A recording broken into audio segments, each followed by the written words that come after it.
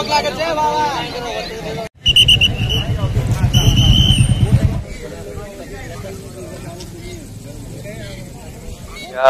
जास्त अतिवृष्टीमुळे ते सीना नदीचे पाणी जे आहे पूर्ण महामार्गावर आलेलं आहे